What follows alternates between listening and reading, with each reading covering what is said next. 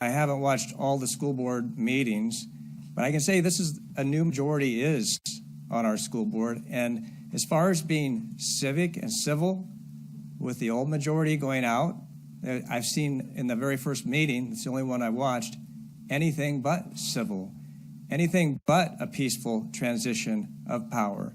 That's not what our country's about.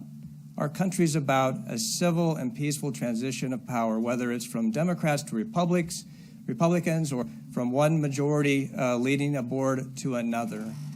And what I saw is not that. And what I see tonight, even with some misinformation that has been put out, is still not civic and orderly or peaceful transition from one majority to a new majority.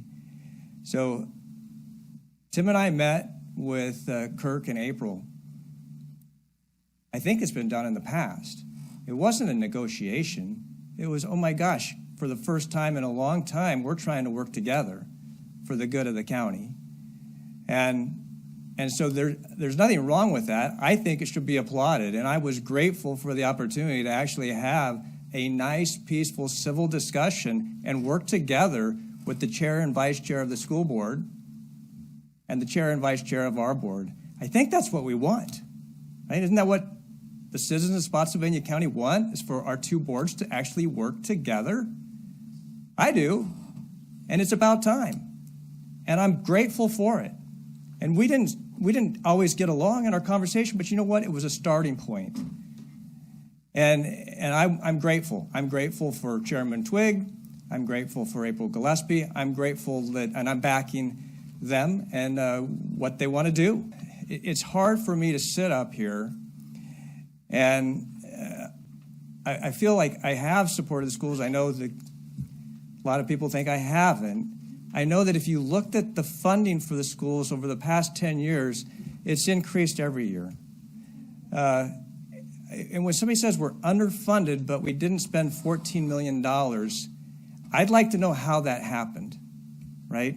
And I understand if it's positions that weren't filled, but we don't set the salaries. The school board does, right?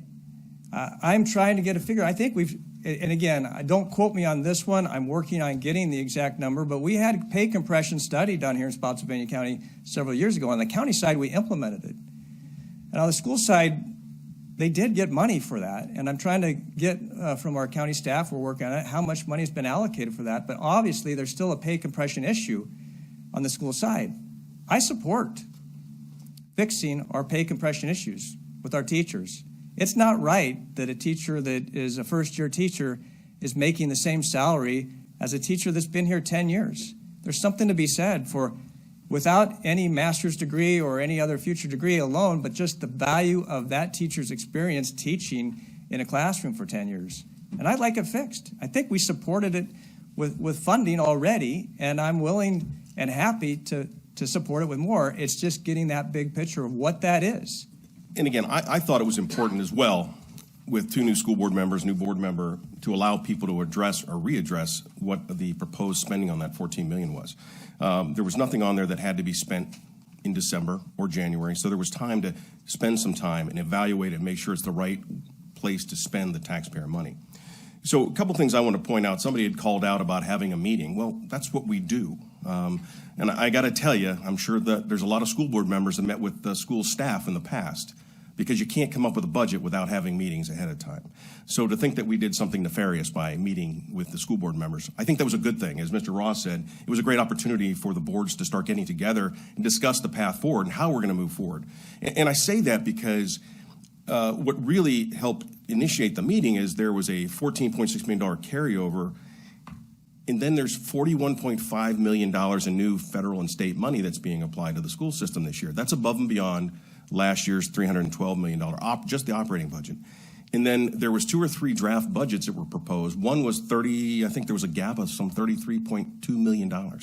So when you look at all those numbers, that's $89.2 million in additional spending requested for the schools in fiscal year 23. That's above the $312 million operating budget in the previous year.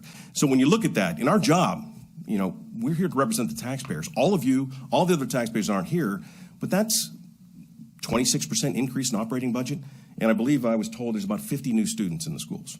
So we're not doing our job if we don't scrub the numbers and ensure that we have gone and made sure that the right money, or the money, is going to the right place at the right time.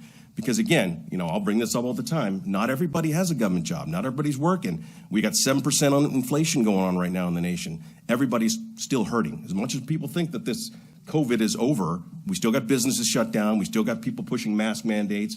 We still don't have full recovery. So to go back and potentially put an additional tax burden on the people that are still struggling, that's not right either. But it's our job to adjudicate between where to spend money and where to raise taxes, or not raise taxes, but to take care of the whole community and not, don't forget, there's a lot of services out there: public safety, fire, sheriff, general services, parks and revenue, courts. There's a lot of things out there that we have to fund. And again, that's part of the board's decision. And going back and looking at numbers is the right thing to do.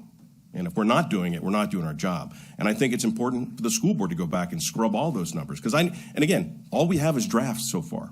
There has not been a confirmed budget passed and brought to the Board of Supervisors yet. So there's still time to work on this, and we should be working on it.